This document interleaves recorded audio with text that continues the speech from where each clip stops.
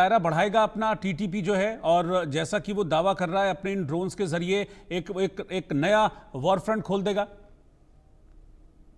जी रोहित जी, मुझे लगता है मैं कर्नल सोरी साहब की बात से बिल्कुल पूरी तरह से सहमत हूँ। हम्म। जिस प्रकार से तहरीके तालिबान पाकिस्तान अपना दायरा बढ़ा रहा है, खासकर जिस प्रकार से अमेरिका को उन्होंने भगा दिया, मतलब साफ है कि जब तालिबान अमेरिका जैसी महाशक्ति को पीछे खदेड़ सकता है, तो ऐसे में इनका मकसद कहीं ना कहीं पाकिस्तान को, सिर्फ इनका मकसद खैबर पख्तून तक सीमित रहने वाला नहीं है।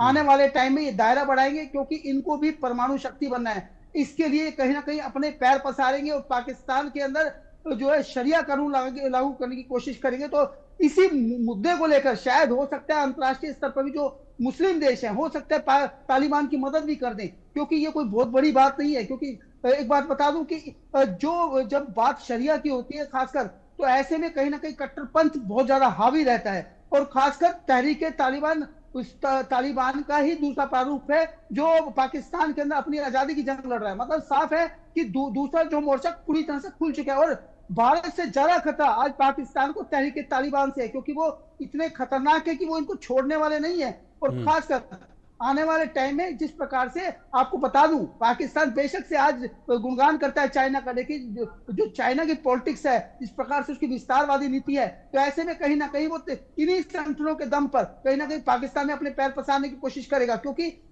जो इस समय जियो पॉलिटिक्स चल रही है, उसमें सभी मुल्क अपना फायदा देख रहे हैं, क्योंकि सबको हथियार बेचने और सबको प्रोक्सी वॉर से ही फायदा होता है। ऐसे में सिर्फ पाकिस्तान तो एक मैं समझता हूँ नया मोर्चा हो सकता है, लेकिन सच्चाई है कि पाकिस्तान पूरी तरह से घुटनों के बल बैठ चुका है और आज उसकी हालत बद से बदतर हो चुकी है। और दुनिया भर के अंदर जिस प्रकार से वो अपनी भारत के खिलाफ प्रॉक्सी वॉर करने के बावजूद भी जिस प्रकार की बातें करता है, जिस प्रकार से मुस्लिम देशों को बताता है, और लेकिन आज उसकी हालत ऐसी हो चुकी है कि वो अपने ही घर में पिट रहा है। मतलब उसको साथ किसी हम्म। दूसरे देश से लड़ने की जरूरत नहीं है, वो अपने ही घर के अंदर पूरी तरह से टूट चुका है। और ऐसे में मुझे लगता है उसके टुकड़े होने लगभग तय है। मतलब यह बहुत जल्दी होने वाला है, इसमें कोई दो राय नहीं है। लेकिन सच्चाई यह है कि कहीं ना कहीं भारत की तरफ की निगाहें हैं, चाहे अफगानिस्तान की बात करें, क्योंकि अफगानिस्तान लगातार भारत से रिश्ते बनाना चाह रहा है और हम्म। भारत भी चाहता है अब अफगानिस्तान से रिश्ते बनाना, क्योंकि तालिबान सरकार से हमें भी आगे बढ़ना है। क्योंकि अब आगे बढ़ना है तो नेचुरल बात है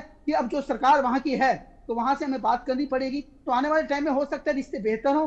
तो ऐसे में और लगातार जिस प्रकार से ऑपरेशन सिंदूर के समय पे भी तालिबान ने भारतीय सेना का समर्थन किया था, उन्होंने कहा कि आतंकवाद के खिलाफ भारत ने लड़ाई में अच्छा प्रदर्शन किया। तो ऐसे में ये बहुत बड़ी बात थी, क्योंकि भारत के साथ कहीं ना कहीं अफगानिस्तान खड़ा नजर आया। तो ऐसे में कहीं ना कहीं पाकिस्तान के लिए बहुत बड़ा खतरा है, क्योंकि वो चारों तरफ से घिर चुका है और हम्म। हर तरफ से उसका मोर्चा खुला हुआ है। हम्म। क्योंकि ईरान से भी ठीक हम है। सोचे कि रिश्ते बहुत अच्छे हैं, हम्म। तो वो कहीं ना कहीं डबल पॉलिटिक्स करता है। एक तरफ वो अमेरिका के अंदर जाके आसिम मुनीर उनके नाम का जिस हम्म। प्रकार से उनको नोबेल शांति पुरस्कार की बात करते हैं, दूसरी तरफ ईरान के ऊपर हमला करने पर कहते हैं कि हम भी अमेरिका के खिलाफ जो है जंग छेड़ देंगे, वहां पे परमाणु बम छोड़ देंगे।